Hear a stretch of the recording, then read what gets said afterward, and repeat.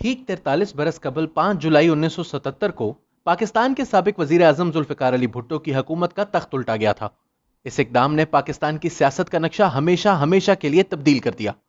یہ وہ martial law تھا جس نے ثابت کر دیا کہ اس ملک میں عوامی بالادستی کا خواب کوئی متفقہ آئین اور اس میں موجود کوئی آرٹیکل 6 پورا نہیں کر سکتا۔ اس فیصلے نے پاکستان کی سیاست کو دہائیوں پیچھے دھکیل دیا اور جنرل ضیاء نے اقتدار میں آ کر افغان جہاد کے نام پر جو سلسلہ شروع کیا، پاکستان آج تک اس فیصلے کی حدت محسوس کر رہا ہے۔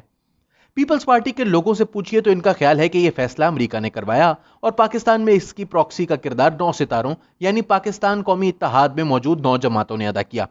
جماعت اسلامی کے پروفیسر غفور لیکن اپنی کتاب پھر مارشل لاء آ گیا میں لکھتے ہیں کہ پاکستان قومی اتحاد اور پیپلز پارٹی کے درمیان مذاکرات کامیاب ہو چکے تھے، لیکن اس کے باوجود مارشل لاء لگا دیا گیا۔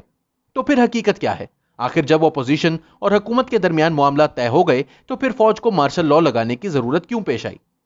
یہی سوال مرتضی سولنگی نے کیپٹل ٹی وی پر اب سے چند برس قبل پاکستان کے سابق سینئر بیوروکریٹ خواجہ ظہیر احمد کے سامنے رکھا۔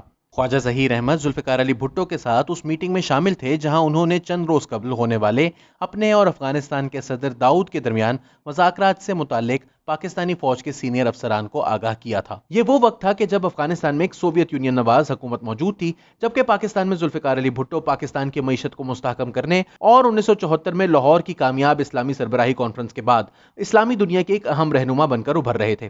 خواجہ ظہیر بتاتے ہیں کہ گرمیوں کے دوران بھٹو صاحب اپنا دارالحکومت مری کو بنا لیا کرتے تھے اور اپنے تمام دفتری امور وہیں سے انجام دیا کرتے تھے۔ جون 1976 میں بھٹو صاحب نے فیصلہ کیا کہ افغان صدر داؤد کے ساتھ مری میں ہی ایک ملاقات کی جائے۔ یہ ملاقات خاصے دوستانہ ماحول میں ہوئی اور سمٹ کے بعد صدر داؤد واپس چلے گئے۔ اس کے چند روز بعد مرحوم جنرل اختر عبد الرحمان جو کہ اس وقت 12ویں ڈویژن کے ڈویژن کمانڈر تھے، نے بھٹو صاحب کے اعزاز میں ایک عشائیہ دیا۔ اس عشائیے میں بھٹو صاحب کے علاوہ صرف 3 افراد سویلین سائٹ سے شریک ہوئے تھے، جن میں سے ایک بھٹو صاحب کے معاون خصوصی رفیع رضا تھے، ایک مری کے ایگزیکٹو آفیسر فیض الرحمان تھے اور تیسرے خود خواجہ ظہیر تھے۔ خواجہ ظہیر کے مطابق اس عشائیے کے دوران بھٹو صاحب نے جنرل ضیاء اور دیگر فوجی افسران کو بتایا کہ صدر داؤد اور بھٹو صاحب کے درمیان مذاکرات میں ڈیورنڈ لائن پر بات چیت طے ہو گئی ہے۔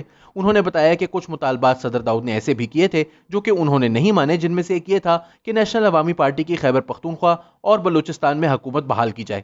بھٹو صاحب نے انہیں بتایا کہ ایسا ممکن نہیں ہے، لیکن یہ طے ہے کہ اگلے الیکشن جب بھی ہوں گے، اگر اس میں نیشنل عوامی پارٹی جیتے گی تو ان کے حکومت بنانے میں رکاوٹ کھڑی نہیں کی جائے گی۔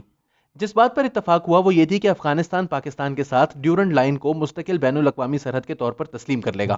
واضح رہے کہ اس سرحد کو افغانستان آج بھی بین الاقوامی سرحد تسلیم نہیں کرتا، اور دوسری جانب پاکستان نیشنل عوامی پارٹی پر سے پابندیاں ہٹا لے گا اور ان کے خلاف آرٹیکل 6 کا مقدمہ ختم کر دیا جائے گا۔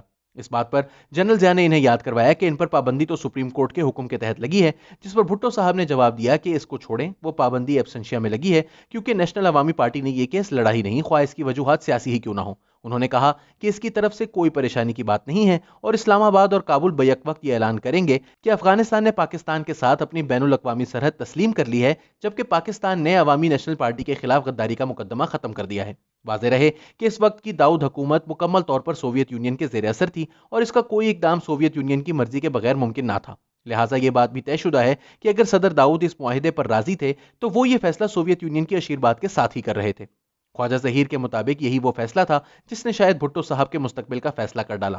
اگر پاکستان اور افغانستان کے درمیان امن ہو جاتا تو اگلا مرحلہ بھارت کے ساتھ مذاکرات کا تھا، جس میں کشمیر پر بھی کوئی مستقل فیصلہ کر کے اس خطے کو جنگ کے مستقل خطرے سے آزاد کروایا جا سکتا تھا۔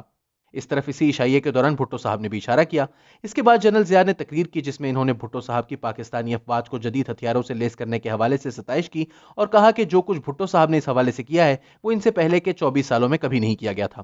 بھٹو صاحب نے بھی اپنی تقریر میں کہا کہ وہ پاکستان کی افواج کو اتنا مضبوط کر دیں گے کہ اگلی جنگ پاکستان کی سرزمین پر نہیں، دشمن کی سرزمین پر لڑی جائے گی۔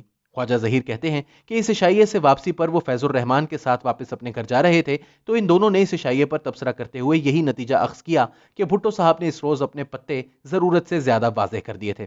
افغانستان اور پاکستان کے درمیان ڈیورنڈ لائن اور پاکستان اور بھارت کے درمیان کشمیر تنازعات حل ہو جاتے تو پھر جنگ کی ضرورت ہی کیوں رہتی؟ یہ بات جنرل ضیاء اور ان کے ساتھیوں کو گوارا نہ تھی۔